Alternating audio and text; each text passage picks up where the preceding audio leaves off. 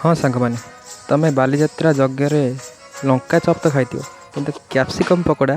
आज प्रथम थर देखा। देख कैप्सिकम पकोड़ा ये आम कैप्सिकम अच्छी रिफाइन तेल अच्छी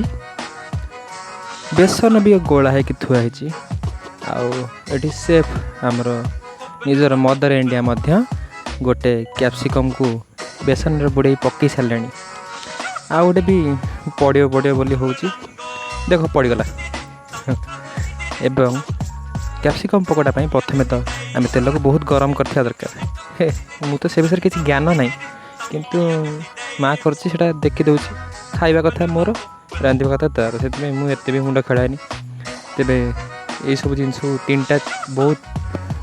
आराम रे आम कैप्सिकम पकोड़ा कर मात्र बेसन दरकार तेल दरकार आ गोटे कैप्सिकम दरकार लंका पकोड़ा भाया एत लंका खोज कौटी तो कैप्सिकम आमको आराम रे मिल जाव बास नहीं आस बेसन बुड़े दियो एवं छाणी दियो देखिए से लंका पकोड़ा भाया बहुत टेस्टी हम। हाँ बहुत लोकंर कैप्सिकम प्रति टी एलर्जी थाए कहीं से लंका भाया लगे कि राग लगे मत भी सेम थाए कारण से लंका हेले भी राग लगे लंका भाया फिल आसे खाइला बेले पार्टी को बासे राग लगे तथा ता पकोड़ा केमती हम आज आम देखा। तेरे माँ मो मात्र 3टा पकई